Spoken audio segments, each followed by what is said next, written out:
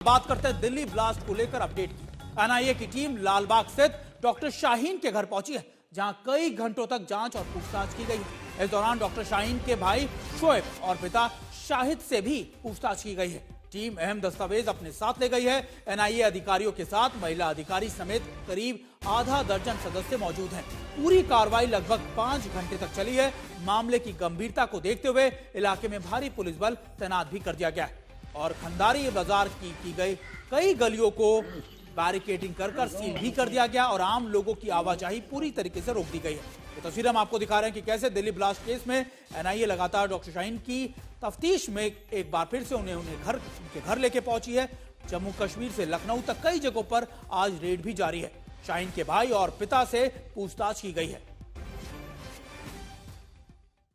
देखिए, हम आपको बता दें कि खंडारी बाजार के कई गलियों में बैरिकेडिंग कर इस इलाके को सिक्योर किया गया है, सील कर दिया गया। आम लोगों की आवाजाही पूरी तरीके से बंद है। एनआईए की टीम लगातार उन इलाकों में जा रही है जहां पर इस सिंडिकेट या फिर आप कह सकते हैं इस पूरी कॉन्स्पिरेसी को रचा गया हो और वहां पर कई और लोगों से भी अभी छानबीन और पूछताछ जारी है।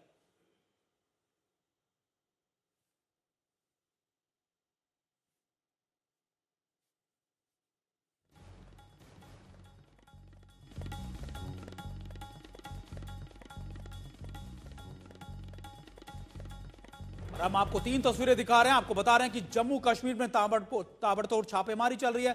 आदिल और मुजमिल के घर पर भी आज रेड की गई और इसके अलावा मौलवी इरफान पर भी जांच का शिकंजा तेज हो गया। हम आपको 3 तस्वीरें दिखा रहे हैं। इसके साथ आपको बता रहे हैं कि 8 जगहों से ज्यादा लगातार लखनऊ से लेकर जम्मू कश्मीर तक छापेमारी की जा रही है। हमारे साथ हमारे सहयोगी अरविंद ओझा भी जुड़ गए। अरविंद, अभी एनआईए की टीम लगातार किन पहलुओं पर जांच कर रही है और अभी कितनी गिरफ्तारी हो चुकी है और किन लोगों की गिरफ्तारी होने की संभावना है?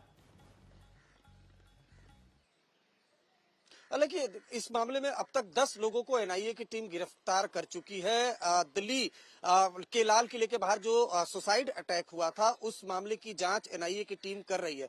जो गिरफ्तार आरोपी हैं उनके सभी ठिकानों पर सुबह से ही एनआईए की टीम छापेमारी कर रही है, जिसमें 8 लोकेशन है, जिसमें जम्मू कश्मीर और लखनऊ ये 2 राज्य हैं जहां पर ये छापेमारी चल रही है। अगर बात की जाए मुफ्ती की जो इस मामले में गिरफ्तार हुआ था उसके शोपिया के ठिकानों पर छापेमारी करी है। मौलवी इरफान जो इस पूरे जो जैश का मॉड्यूल था सभी का ब्रेन वॉश करने वाला, उसके ठिकानों पर, उसके अलावा जो आदिल और मुजम्मिल हैं पुलवामा के रहने वाले, वहां पर छापेमारी चल रही है। लखनऊ में डॉक्टर शाहीन शहीद जो लेडी डॉक्टर थी उसके ठिकानों पर छापेमारी चल रही है।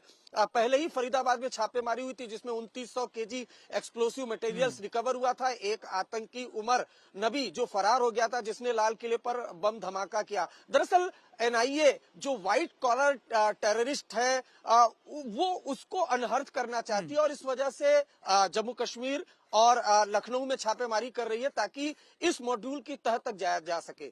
सुमित, बिल्कुल बिल्कुल, हमारे साथ अरविंद, हमारे साथ हमारे एक और सहयोगी भी जुड़ गया, अशरफ वानी हमारे साथ जुड़ गया। अशरफ, हमने देखा था कि जब ऑपरेशन ऑल आउट चलाया गया था तो ज्यादा फोकस साउथ कश्मीर पर ही था। साउथ कश्मीर में कई बड़े टेररिस्ट मारे गए थे, लगातार उनके खिलाफ छापेमारी की गई थी, लेकिन अब दोबारा से सिंडिकेट के जो लगातार जो आप कह सकते हैं कि ये पूरे जांच परख है वो साउथ कश्मीर पर ज्यादा फोकस कर की जा रही है।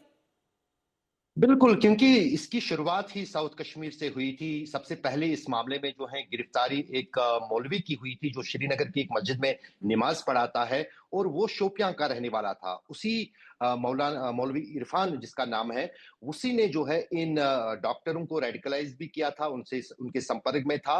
वो एनआईए की हिरासत में अब है, जम्मू कश्मीर पुलिस की हिरासत के बाद।